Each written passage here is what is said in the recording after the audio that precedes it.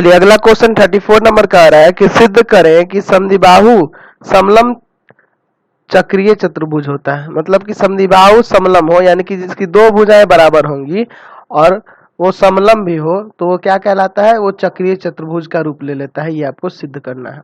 चलिए तो सबसे पहले एक समद्विबाहु और समलम बनाते हैं। यानी समद्विबाहु यानी इसकी दो को भुजा भी बराबर है और ये समलम भी है। ठीक है, चलिए ये आप बना दीजिए। यहाँ पे इसका नाम देते हैं ए बी सी डी। यहाँ लिखेंगे दिया है ए बी सी डी एक समद्विबाहु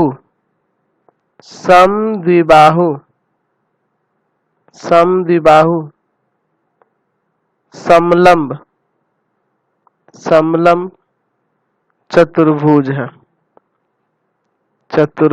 है। ठीक है, यानी कि इसमें यह दिया है AD बराबर है BC, ये ना बराबर होगा।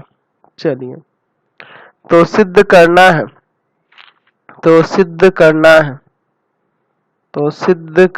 क्या सिद्ध करना है कि ये जो ABCD है चक्रीय चतुर्भुज है। ABCD चक्रीय चतुर्भुज है, ये आपको दिखाना है।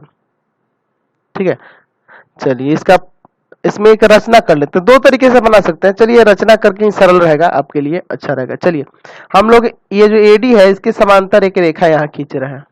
इसका नाम कुछ दे दिया जाएगा यहाँ पे। चलिए कुछ नाम दे ही देते हैं, यहाँ पे E दे देते हैं। चलिए कोई दिक्कत नहीं है, इसको डॉटेड कर देंगे, हम लोग रचना लिए हैं इसलिए। चलिए हो गया।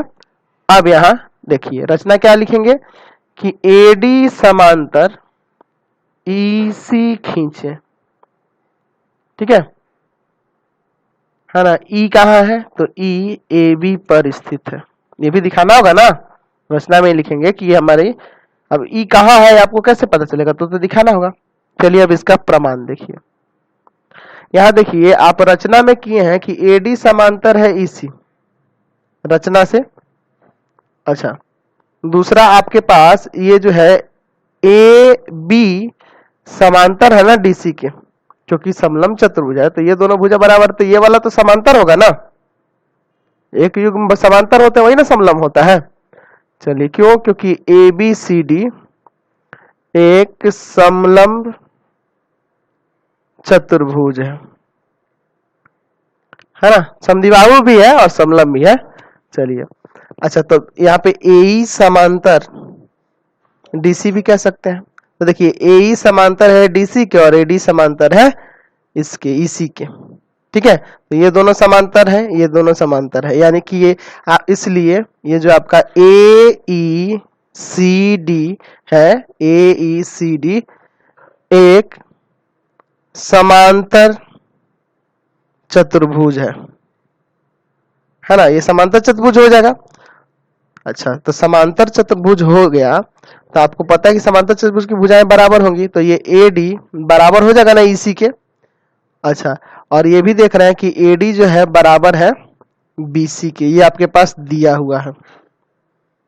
ठीक है, चलिए तो यहां से आपको क्या पता चल गया कि ये EC जो है BC के बराबर होगा। क्यों होगा, क्योंकि ये AD बराबर है EC के और ये BC बराबर है AD के। देख रहे हैं ना यहाँ पे AD EC के बराबर भी है, AD BC के बराबर भी है। तो यहाँ लिख सकते हैं ना EC बराबर BC, ये जो EC होगा BC के बराबर हो गया है ना। तो जब ये दोनों भुजाएं बराबर, तो यहाँ वाले कोण बराबर हो जाएंगे ना। यानी कि आप यहाँ अब लिख सकते हैं कि एंगल CEB बराबर एंगल कौन सा, ये वाला। यानी कि इसका नाम लिख सकते हैं या सिंपल B भी लिखेंगे तो कोई दिक्कत नहीं है। ठीक है, ऐसा क्यों होगा, क्योंकि आपको पता है कि बराबर भुजाओं के सम्मुख कोण बराबर होते हैं। ठीक है, बराबर होते हैं, समझ गए। चलिए अच्छा, चूंकि आपको ये भी पता चलना चाहिए कि एंगल A जो है ना बराबर हो जाएगा किसके, ये एंगल A जो है किसके बराबर हो जाएगा, एंगल CEB के। कैसे, एक कैसे हो जाएगा, संगत कोण से, है ना, संगत कोण से, कॉरस्पॉन्डिंग एंगल से। देख लीजिए ये वाला इसके बराबर हो जाएगा, क्योंकि ये इसके समांतर है ना, तो ये तिर्यक रेखा का काम करेगा, तो ये वाला कोण इसके बराबर हो जाएगा। चलिए इसलिए देख लीजिए एंगल ए बराबर हो जाएगा एंगल बी। तो ये सारा काम किए हम लोग एंगल ए एंगल बी के बराबर दिखाने के लिए। आप चाहते तो डायरेक्ट एंगल ए बी को बराबर कर देते, क्योंकि आपको बता दें कि समलंब समद्विबाहु त्रिभुज होता है ना, तो अगर दो भुजाएं जो बराबर होंगे तो उनके सामने सामने के ये जो कोण होंगे ना, ये बराबर होंगे, ये भी आपस में बराबर होते हैं।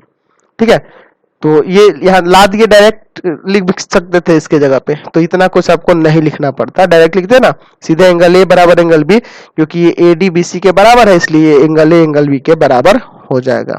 ठीक है, आप जानते हैं समलंब चतुर्भुज में ऐसा होता है, लेकिन हम लोग दिखा दिए तो और बढ़िया हो गया। चलिए अब देखिए, ये आपको पता है कि angle A plus angle D इन दोनों का योग 180 होगा।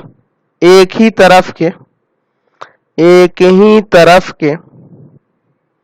अंतः कोण है, इसलिए चलिए एक ही तरफ के अंतः कोण है ना, समझ रहे ना कि ये इसके समांतर है और ये तिर्यक रेखा का काम करेगा, तो इन दोनों का योग 180 हो जाएगा। चलिए अब एंगल ए की जगह एंगल बी भी तो लिख सकते हैं, क्योंकि दोनों तो बराबर आ गया, तो एंगल बी प्लस डी बराबर जब 180 आ गया, इसका योग 180 आ गया, यानी कि ये चक्रीय चतुर्भुज हो गया कि नहीं।